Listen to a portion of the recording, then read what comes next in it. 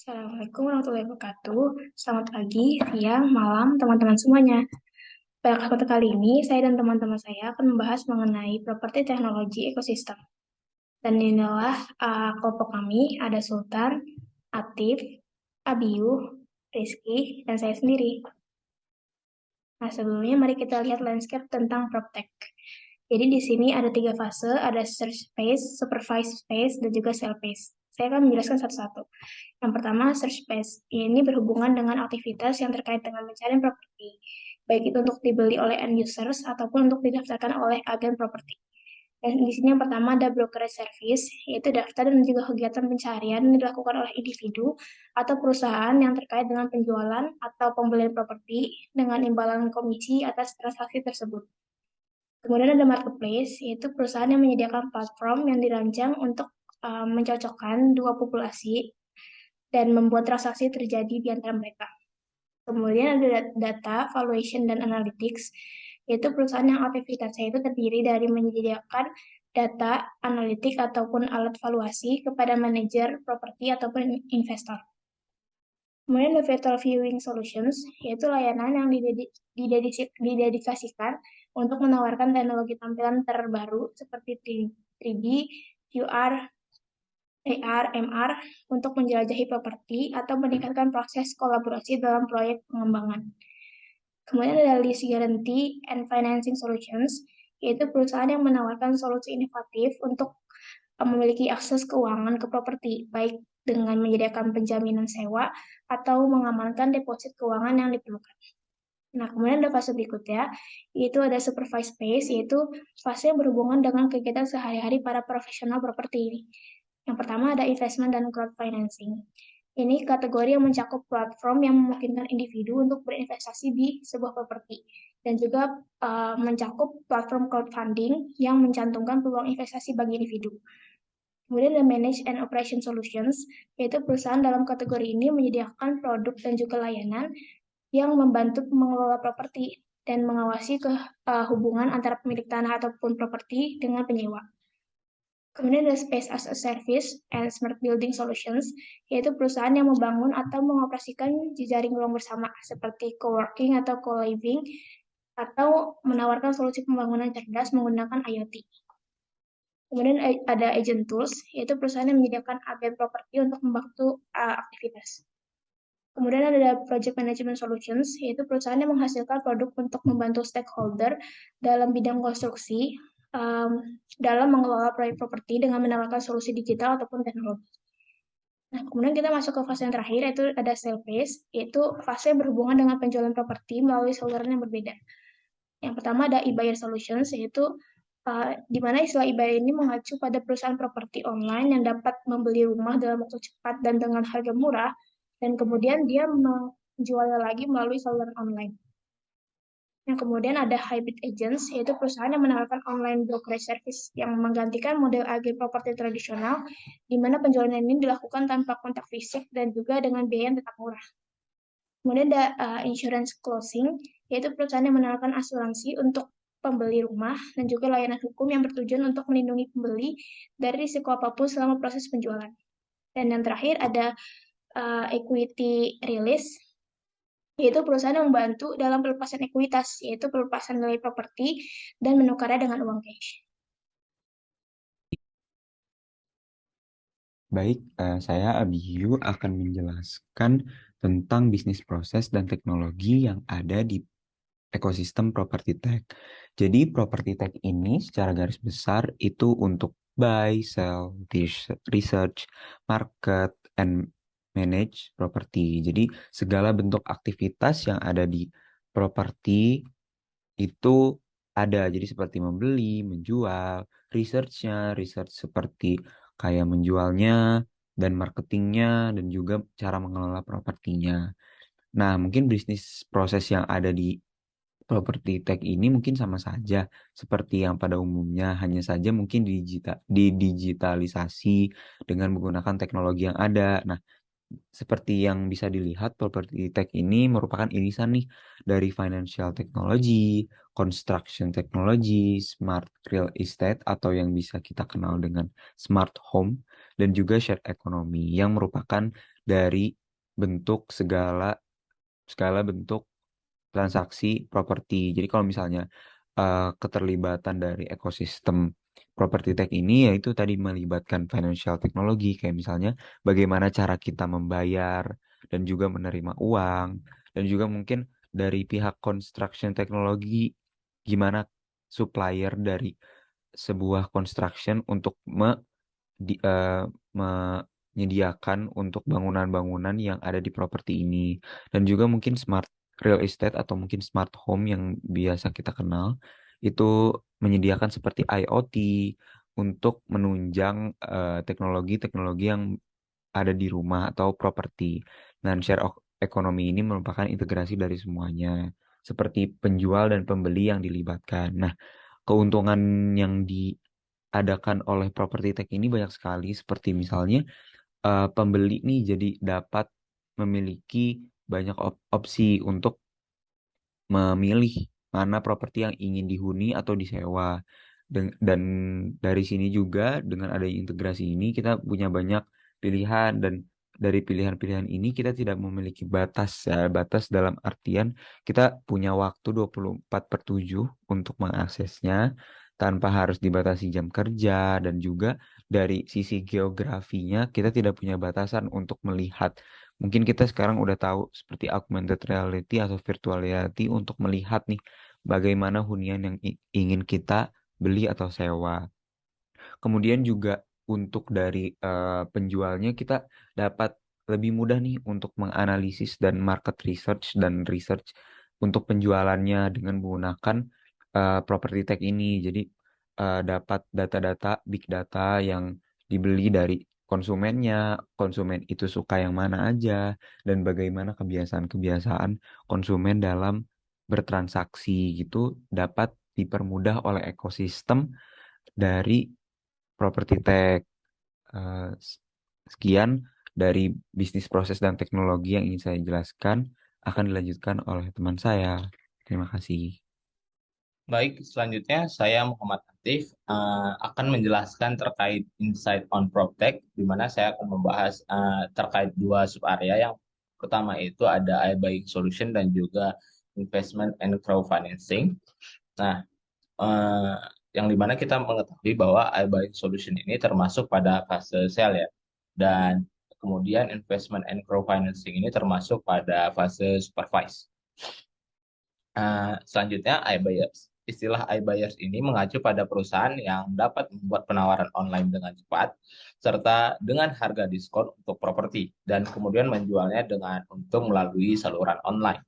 Nah, contoh perusahaan di Amerika Serikat pada sub area ini adalah seperti Opendoor dan Overpad, yang dimana mereka telah menunjukkan bahwa penawaran ini dapat mengisi celah yang ada di pasar, dan mereka dengan cepat memperoleh daya tarik konsumen dan pendapatan yang luar biasa. Sehingga hal inilah yang membuat investor yakin bahwa mereka akan terus tumbuh. Hal ini juga dibuktikan dengan uh, pendapatan yang mereka peroleh, yang dimana pada bulan Mei 2018, Opendoor berhasil mengumpulkan 400 juta dalam hal pendanaan dengan total 1 miliar dolar dalam pendanaan equity.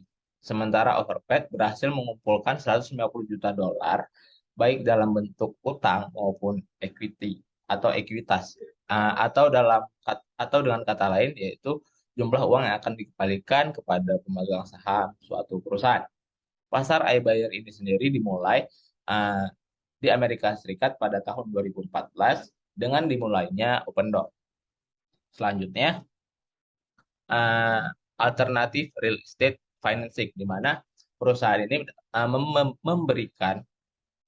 dapat memberikan opsi pembiayaan alternatif untuk investasi properti, baik dari sisi penawaran, yaitu pengembangan dan konstruksi properti, dan di sisi permintaan, yaitu mortgage loan, serta penilaian dalam metode investasi baru yang relatif terhadap blockchain dan tokenisasi aset real estate. PropTech Capital di Eropa ini berfokus pada sub-area investasi and crowdfinancing, seperti yang sudah saya jelaskan sebelumnya. Uh, Subarea investasi dan crowdfinancing ini terbagi menjadi tiga, yaitu uh, real estate asset tokenization, terus juga ada mortgage loan, dan property development credit.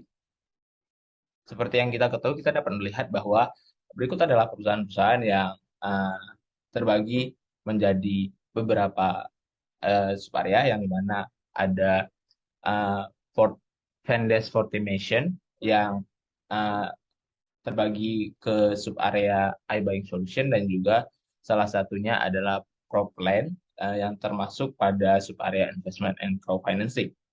Selanjutnya saya akan membahas terkait ketiga subarea investasi dan crowdfinancing. Yang pertama adalah real estate asset tokenization, di mana munculnya blockchain, tokenisasi aset, serta smart contract ini dapat memfasilitasi pengembangan platform investasi real estate dan mengurangi biaya transaksi, yang mana dapat membuat investasi menjadi lebih mudah untuk diakses. Sebagian aplikasi blockchain di PropTech berfokus pada penggunaan blockchain untuk manajemen data atau menerapkannya untuk transaksi. Selanjutnya, dengan demikian, blockchain memungkinkan pengguna untuk memperdagangkan aset real estate mereka secara langsung menggunakan aset tokenization.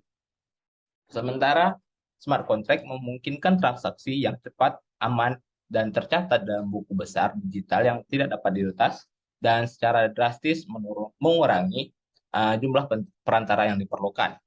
Selanjutnya, yang kedua ada mortgage loan, yang dimana mortgage loan ini merupakan kredit jangka panjang dengan memberikan hak tanggungan yang berupa properti dari kreditur kepada debitur sebagai jaminan terhadap kewajibannya.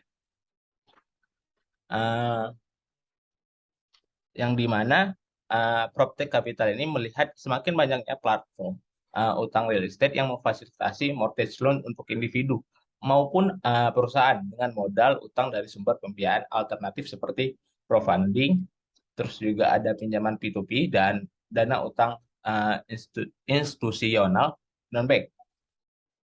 Orang-orang ini mengembalikan pinjaman mereka pada properti yang mereka beli dengan atau pada properti yang sudah mereka miliki. Memberikan pinjaman berinvestasi dalam pinjaman ini dengan jumlah yang fleksibel, terus juga prosesnya cepat, dan biayanya juga termasuk rendah. PropTech Capital ini bertujuan untuk menggabungkan beberapa platform ini bersama-sama untuk mengembangkan strategi pengembangan kredit mortgage dengan yang ada di Eropa untuk mempercepat pertumbuhan mereka dan untuk menciptakan sinergi bisnis melalui integrasi dan konsolidasi teknologi. Selanjutnya yang terakhir, Property Development Credit, yang dimana platform ini memberikan pengembangan properti profesional, akses ke equity dan modal utang yang berasal dari investor institusi swasta, dan pinjaman P2P, serta pembiayaan dana, tergantung pada platformnya. Seperti yang dirangkum oleh Wesley Finance, pada aplikasi pinjaman untuk kredit ini meliputi beberapa hal. Yang pertama ada komersial atau penggunaan campuran, terus juga ada perbaikan yang dari sedang maupun hingga berat, terus juga hak pengembangan yang diizinkan, terus juga ada pembiayaan yang terstruktur, kemudian ada konstruksi atau pengembangan perumahan baru. Sama halnya dengan mortgage loan yang sudah saya jelaskan sebelumnya, property development credit ini dapat mengarahkan PropTech Capital untuk mengadopsi strategi skala besar dengan mitra pendanaan strategis dengan berinvestasi kepada SPV dan memungkinkan platform pinjaman pengembangan properti ini berkembang bersama di pasar Eropa. Nama saya Rizky Anugrah Ramadan, dan di sini saya ingin melanjutkan pembahasan dari teman-teman saya mengenai properti teknologi yang ada di Indonesia. Yang pertama ada Pinhome. Pinhome ini didirikan sejak 2019, dan Pinhome ini berguna untuk menyediakan produk properti, KPR, dan jasa hunian melalui gadget masing-masing para pengguna. Yang kedua ada Travelio. Travelio ini didirikan sejak 2014 dan Travelio ini di dalamnya melakukan aktivitas transaksi jual beli dan penyewaan properti seperti apartemen, rumah, dan villa. Yang ketiga ada Mamikos. Mamikos didirikan pada tahun 2015 dan sampai saat ini Mamikos terus berkembang menjadi penghubung pemilik kos dan pencari kos. Yang keempat ada 99.co, didirikan pada tahun 2014 dan berfokus pada pengguna untuk mencari jenis hunian melalui web atau aplikasi. Dan yang kelima ada Rumah.com. Rumah.com mulai beroperasi pada tahun 2008 dan didirikan pada tahun 2006. Rumah.com ini membantu masyarakat Indonesia untuk memiliki rumah, perumahan, dan investasi. Dan yang terakhir ada Rukita. Rukita ini tergolong cukup baru karena didirikan pada tahun 2019. Rukita ini berguna untuk mencari informasi co-living, baik yang berlokasi dekat kampus atau di tengah kota. Sekian dari saya. Terima kasih. Baik, selanjutnya saya akan menjelaskan tentang peluang dari properti teknologi yang bisa dikembangkan. Yang pertama, Indonesia merupakan pasar yang sangat menjanjikan bagi industri properti, karena kalau kita lihat beberapa tahun ke belakang, pertumbuhan ekonominya meningkat secara stabil, dan itu juga bisa kita lihat dari pendapatan per kapita juga terus meningkat. Hal itu mengindikasikan bahwasanya masyarakat di usia muda juga sekarang saat ini sudah bisa membeli rumah dan properti lainnya seperti apartemen dan sebagainya. Hal itu juga didukung dengan program pemerintah, yaitu program KPR bersubsidi dengan bunga 0%, sehingga hal itu akan semakin mempermudah masyarakat usia muda untuk bisa mempunyai properti. Dan mereka hanya perlu melakukan cicilan dari waktu ke waktu untuk bisa melunasi properti tersebut. Nah, dengan adanya peluang-peluang ini, kemudian area-area yang berkembang terkait dengan industri properti adalah pada area untuk penjualan, pembelian, dan penyewaan properti. Dan startup yang bergerak juga di bidang itu saja, yaitu di bidang penjualan, pembelian, dan penyewaan. Oleh karena itu, melihat masih luasnya area yang bisa di-reach di bagian properti teknologi ini, maka ada beberapa ide yang bisa dikembangkan khususnya pada bidang properti teknologi startup. Yang pertama adalah kita bisa mengembangkan sebuah startup yang bergerak di bidang properti yang menyediakan jasa pembelian, penjualan, dan penyewaan disertai dengan pengelolaan aset properti. Nah, karena kan kalau kita lihat sekarang banyak orang mengelola aset propertinya melalui diri sendiri. Nah, dengan adanya startup yang bisa menyediakan layanan tersebut, maka ini bisa menguntungkan kedua belah pihak. Yang pertama, customer itu tidak perlu mengelola asetnya oleh mereka sendiri, dan kemudian startup juga mendapatkan keuntungan dari fee yang didapat dari pengelolaan aset tersebut. Nah, kemudian yang kedua adalah terkait dengan investasi pada properti. Kalau saat ini kan untuk investasi pada properti itu bisa melalui pembelian, dan itu biasanya dilakukan oleh perseorangan. Nah, kemudian kita bisa menghadirkan sebuah startup yang mengakomodasi beberapa orang, satu orang atau lebih yang ingin menginvestasi pada satu tempat yang sama. Kemudian startup ini yang akan mengelola porsi-porsi dari kepemilikan tersebut dan porsi-porsi keuntungan dari pengelolaan properti tersebut. Jadi misalkan properti tersebut setelah diinvestasikan oleh beberapa orang disewakan. Nah, maka kemudian keuntungan dari penyewaan tersebut akan dikelola oleh startup yang mengelolanya, dan kemudian akan dibagi pembagiannya ke yang investornya. Nah, kemudian dengan begitu, maka kita bisa membuka peluang bagi lebih banyak orang untuk bisa berinvestasi di bidang properti. Nah, mungkin itu adalah beberapa ide yang bisa dikembangkan jika kita ingin masuk ke dunia properti teknologi startup.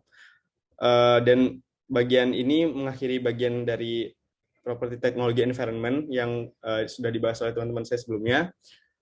Dan di akhir ini saya ingin meminta maaf jika ada kesalahan dan kekurangan, dan juga berterima kasih karena telah menonton video ini. Dan terima kasih, selamat pagi, siang, sore, dan malam, dan sampai jumpa lagi.